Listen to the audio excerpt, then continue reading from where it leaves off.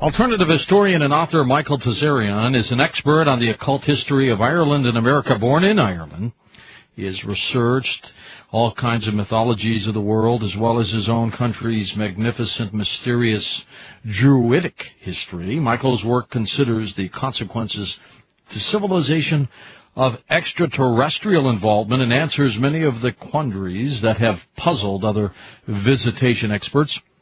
It clarifies the disinformation about Atlantis and the lost continents of prehistory. It shows that the orchestrated chaos of today's world has roots in ancient times. Looking ahead, Michael offers some profound solutions for the future, and he is our very special guest tonight on Coast to Coast AM. Michael, how are you? Hello, George. It's nice to be with you. I'm fine. Pleasure. Thank you very much. Pleasure. You got a very, very good reputation amongst various conferences around the United States. You do a lot of those every year, don't you?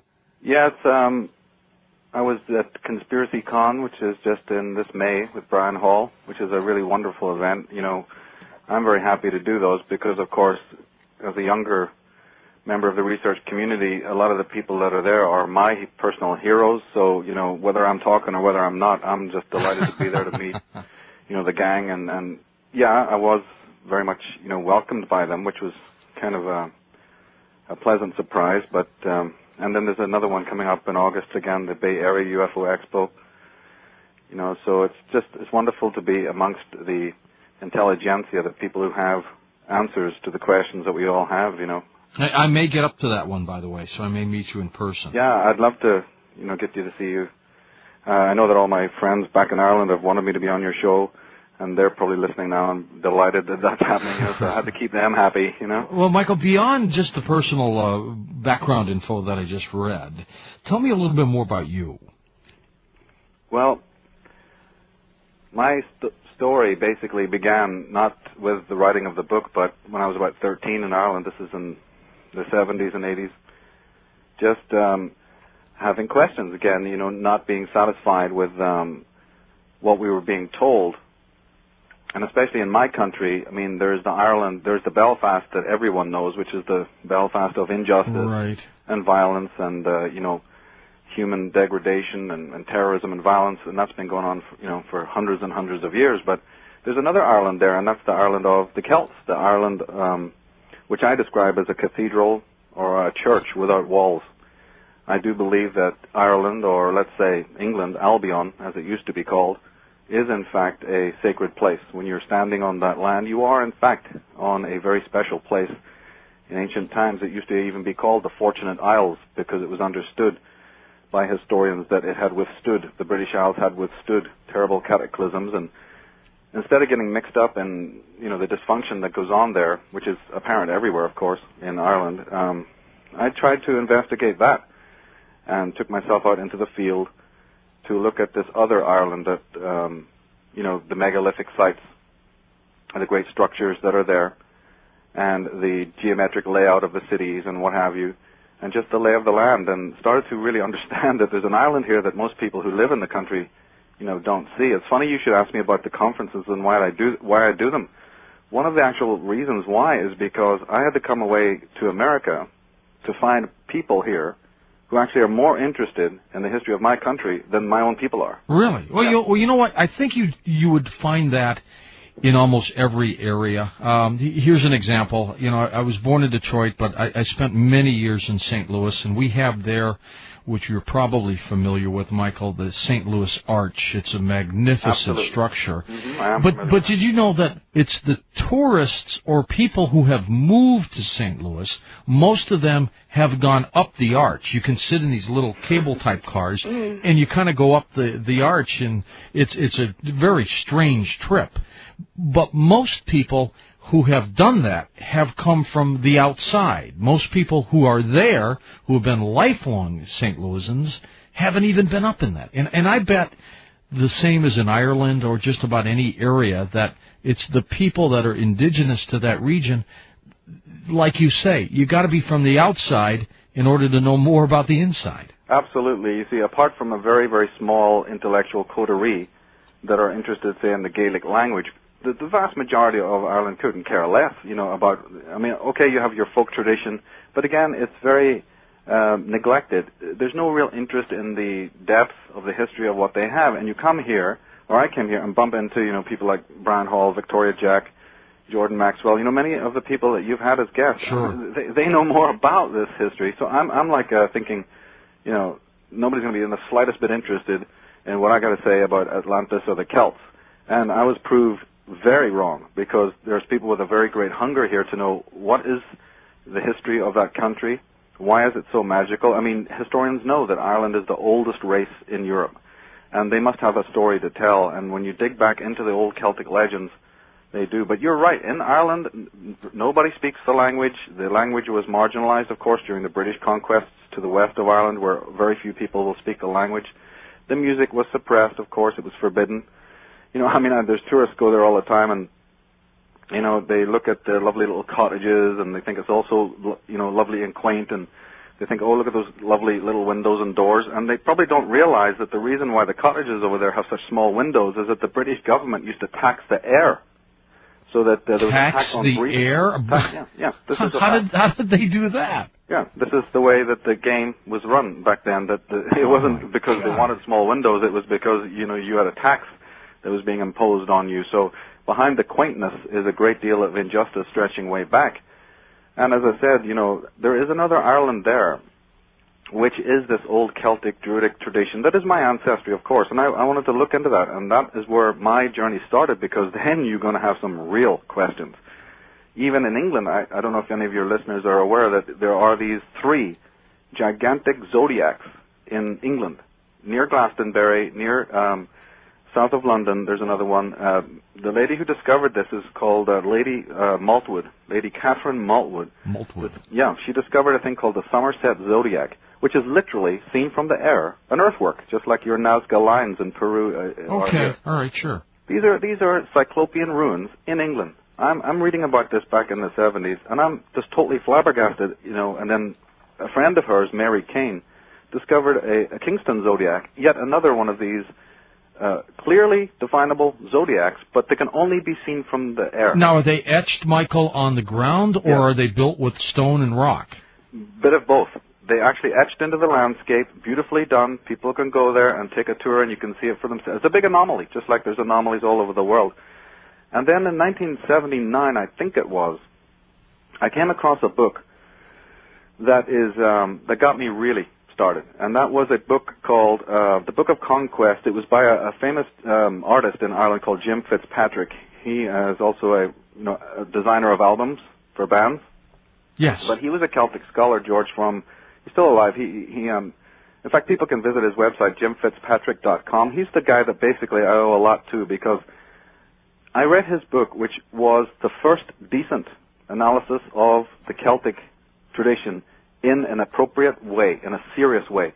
What I mean by that is that this man was not treating the old wise folk tales and the magical tradition and the fairy folk thing as that. He was reading through that to see the science underneath it, the great stories, the great saga that was going on beneath that. His book transformed my life, and in fact, it's curious because the book that you have there, my book Atlantis, when I published it this year, I actually wrote to Jim Fitzpatrick and kind of explained, hey, I'm your fan, and you got me started way back there, 20 years ago, and could I use your artwork, for the front cover of the book? And he wrote back, and he was lovely, and he said that I could. So the Atlantis book, it's just a great personal, mark for me, was that he let me actually use one of his beautiful pieces of art for the front cover of my book. I was going to ask you about that cover specifically, the 3 dark features, ghostly features in the background. You see that? Yeah. We'll get into that. Yeah, hopefully we will. Yeah, but it's just a beautiful, accolade, and it was a lovely coming full circle. I'm an astrologer. I love things that cycles, have to do with cycles, and just where I started, and then getting the book done. And by the way, to finish with your point, the question why I go to these conferences, it's more than just being invited there. That book would not exist. I'm absolutely honest about this. Victoria Jack, who's the lady who puts on the Bay Area UFO Expo down in the Bay Area, she is the one who basically, beat it into my head to do a book. She said, "You got to get this knowledge out, Michael. You've seen the responses of the audience; they love it, and you got to put this into written form." And I did, and then it sold, and people like Richard Hoagland were buying copies and stuff. I couldn't believe it. It's like the great intrigue, and Dr. Roger Lear and a lot of other people are really, really committed to my work because it answers a lot of questions that they have regarding what they're finding in their own world. This makes sense, just in the same way that, say, Zecharia Sitchin's work transformed the world. You got a lot of support with your theories, and that's going to be fascinating. And I didn't know that was going to happen. I actually thought the reverse was going to happen, but there you are, And I've got to ask you this, mainly because you're from Ireland. Sure. Do you believe in leprechauns? Do I believe in leprechauns? The answer to that is yes. Because, you see, again, as we were just saying, behind the veil of the fairy folklore lies a very intriguing story regarding the fairy kingdom, regarding the reason why these beings are supposed to live under the earth. In Scandinavia, you have the king under the mountain. I do believe in it. Yeah. Are they alien beings, or are they earthbound? I believe that they're very much connected to the earth. They have really nothing to do with anything alien at all, in my opinion. All right, that's another show all by itself. I'd say so. It's a fascinating subject. There's some interesting research is being done at the moment on that. How did you, Michael, get interested in Atlantis and that kind of work? Yeah, that came specifically, it was a little bit because of Jim Fitzpatrick's wonderful books, but mostly I got interested in it because of two people you're probably totally familiar with, and that is C.S. Lewis, the great Christian writer, and his great colleague J.R.R. Tolkien. People who haven't heard of Tolkien, say, before last year have certainly heard of him now because of the Lord of the Rings movies. Absolutely. Well, C.S. Lewis actually came from Belfast. He's a fellow Irishman who grew up in Belfast. So, I was reading their work, and I have to tell you that clearly I do not consider those books fiction. I might go out on a limb for some people to say that, but I have never considered those books, the writings of these men, to be fiction. J.R. Tolkien himself used to say repeatedly that his great masterpiece was not an allegory. Well, if something is not an allegory, there's only one way to explain it, and that is because it may be, in fact, true. Right. And way beyond myth. Way beyond myth. And I got into Atlantis because of that, and also for one other reason. I am Indian on one side. My mother was from the Himalayas, the northern Himalayas. I didn't know that. I didn't know. And what happened is that, you see, I'm caught in the middle of this, situation in which I got this Irish rebel, wild, troublemaking, rebellious one side, and then have this philosophical, yogic, aesthetic. And you don't have much of a brogue anymore. Well, if I start yelling at you and start cursing, you'll soon hear it. Yell you can, curse you can. then it'll be inexplicable. But then what happened is that, I've got these two sides of myself, and to tell you the truth, what my Indian generation were saying about the history of the world was simply not tying up with what I was being told in school in the West. I think we've all had that experience. So I then had this quandary, how to resolve what the high cultures of India, the high cultures of Persia are saying about the world, and why we're not being taught this in the Western schools. So this is where my, personal research began, and, I do specialize in out-of-print books and archival information. One thing just leads to another, in the incredible chain of life. Was it like trying to put together for Atlantis pieces of a puzzle? I mean, did you really have to dig for this? A certain amount of digging is always done, but I think that it's three things. It's the normal, plodding of just researching. Another thing is that there is a lot of information out there already. I mean, you have scholars now, like Zecharia Sitchin, like Graham Hancock. You have individuals out there in the modern age, and you have plenty of people from previous centuries. I have researched out-of-print books, and all the answers are there. I'm not a person who accepts that a lot of this information, we talk about it as being buried or secret and all of this. I just think that we need to learn how to look in the right place. And the third ingredient is your intuition, your right brain. In any kind of study, we are taught in the West to do micro-specialization, and basically to turn off our intuition and just deal with what, is perceived by the senses and what can be sort of verified in a scientific way.